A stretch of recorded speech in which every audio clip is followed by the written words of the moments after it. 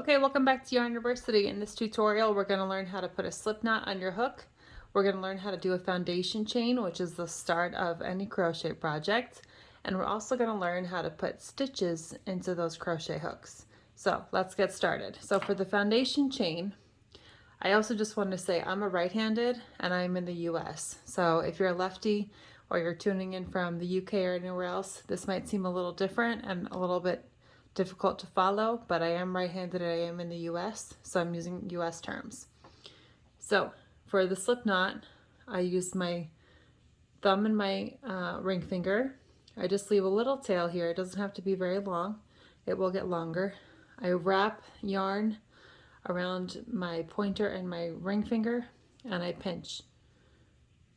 Okay, and then I'm going to do it again and make sure I put the yarn behind my first row. So this was my first wrap that I made. This is the second one. And I go back and I pinch in the same place. Now, I'm gonna take my other finger and go in between these, under the first one, over the second one, and pull. And I'm gonna show you from underneath. I'm still pinching, but this yarn is gonna move as I'm pulling. Pulling, pulling, pulling. I'm moving these fingers out of the way, and you see that knot? You're going to put your hook in and you're going to pull on your working yarn, not on your tail. And there's the slip knot. Let me do it one more time. I'm going to do it by normal speed one more time. Okay, so this is my normal speed for a slip knot.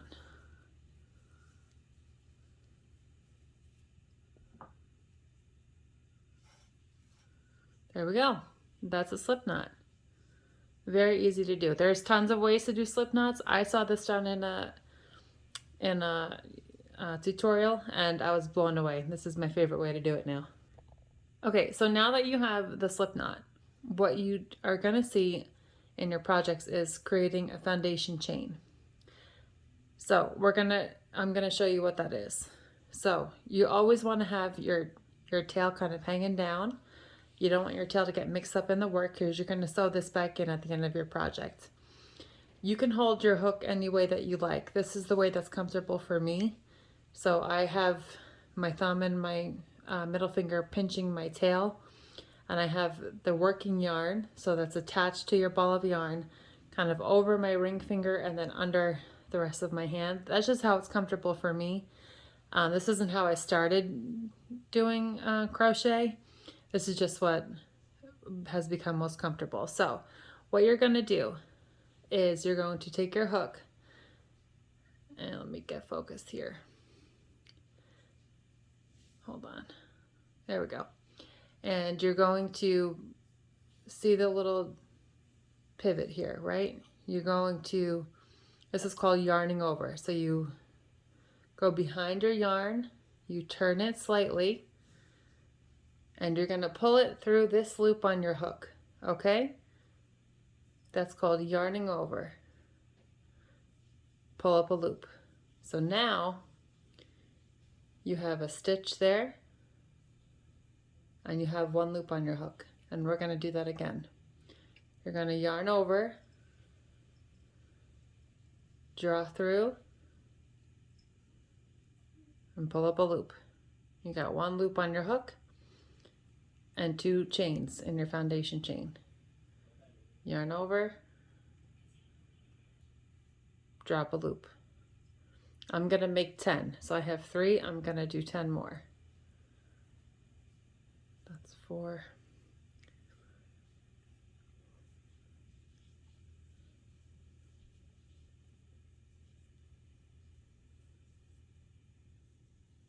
Okay. So now we have 10 chains in our foundation chain and one loop on the hook. Okay? Now your projects will call for you to work into a certain chain on your hook. Let me see if I turn on my light here. Will this be easy?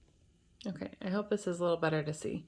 So let's say our project tells us to put one single crochet into the third chain from hook. So we have 10 chains in our foundation row and one loop on the hook. This loop never counts never, never, never counts as a stitch. You never count this. So let's see. So if we were going to put a single crochet into the third chain from hook, we're not counting this one, we're counting 1,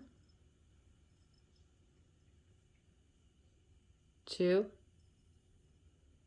3. And you can tell because your stitches are going to have the little V's. It's a little hard to see with this yarn because it's a variegated yarn, but this is what we're going to do. And I said single crochet just because that's just what I said. It might be any kind of stitch, but so we're going to do 1, 2, 3. And what a single crochet is, don't worry about this part because I'll have a separate video for that. That means I'm going to insert my hook. Okay, I'm going to turn off this light for a second. Okay, I think that's better. Insert the hook, right? We're going to yarn over, pull through 1 loop on your hook,